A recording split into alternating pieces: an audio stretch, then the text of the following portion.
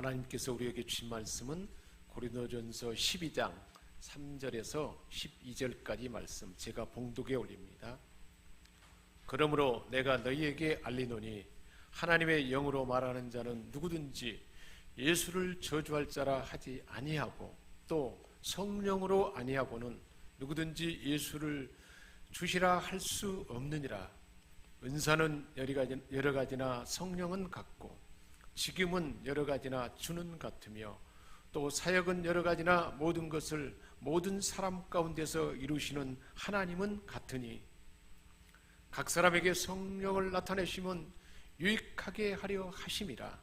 어떤 사람에게는 성령으로 말미암아 지혜의 말씀을, 어떤 사람에게는 같은 성령을 따라 지식의 말씀을, 다른 사람에게는 같은 성령으로 믿음을, 어떤 사람에게는 한 성령으로 병 고치는 은사를, 어떤 사람에게는 능력 행함을, 어떤 사람에게는 예언함을, 어떤 사람에게는 영들 분별함을, 다른 사람에게는 각종 방언 말함을, 어떤 사람에게는 방언들 통역함을 주시나니 이 모든 일은 같은 한 성령이 행하사 그의 뜻대로 각 사람에게 나누어 주시는 것이니라. 몸은 하나인데 많은 지체가 있고 몸의 지체가 많으나 한 몸임과 같이 그리스도도 그러하니라. 아멘. 아버지 약속한 것을 기다리라. 성령님이 오시면 예수님과 또 다른 자기라 그랬어요. 예수님과 똑같은 분인데 영으로 우리 안에 오셔서, 지난주에 우리가 말씀을 연결해서 계속 그 전주에 나눴죠. 성령님은 우리와 함께 계시고 우리 속에서 나타나신다래. 생수의 강이 흘러나리라. 그래서 예수님이 하나님의 뜻을 이 땅에 와서 이루는 것은 요단에서 세례를 받을 때 성령이 비둘기같이 임함으로 그때부터 시작했어요. 성령이 임함으로 예수님도 하나님의 뜻을 이루게 수가 있었습니다.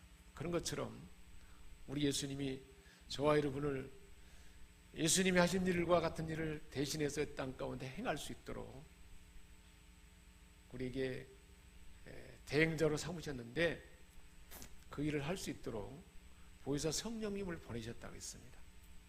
그래서 우리와 함께 하신다고 했는데, 그러면 그 성령님 우리와 함께 하셔서 성령님이 어떤 일을 하시는가, 그것을 오늘 말씀에 우리에게 들려주고 있습니다.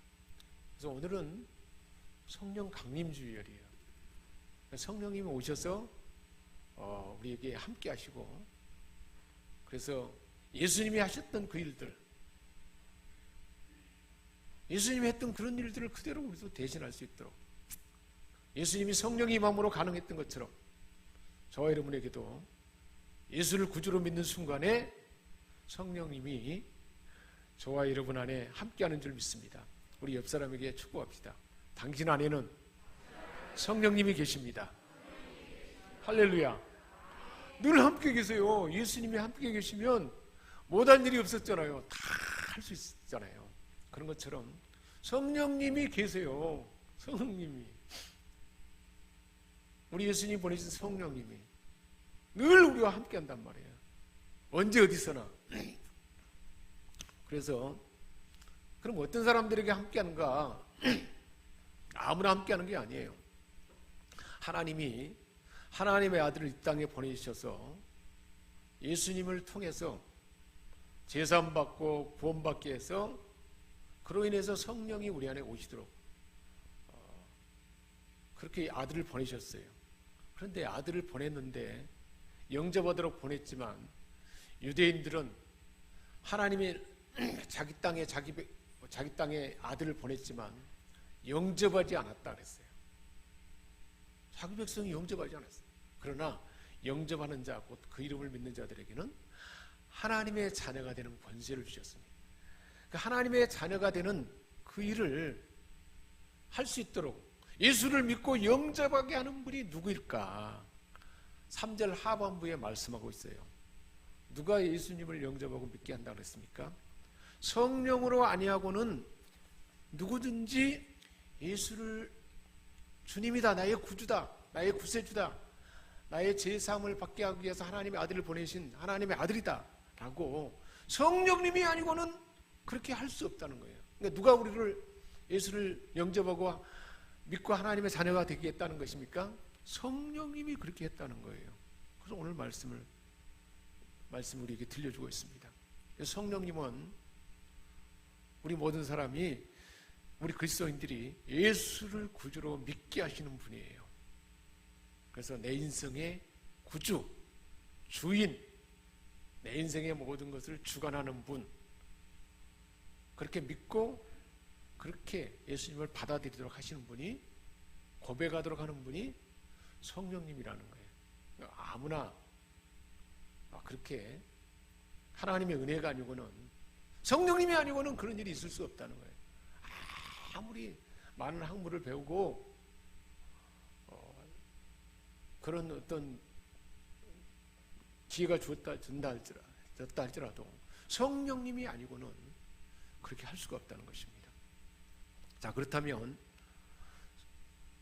삼위 하나님, 성부, 성자, 성령 하나님이 어떻게 영반돼서 우리에게 나타내실까? 거기에 대한 말씀이 4절에서 6절에 나와 있습니다.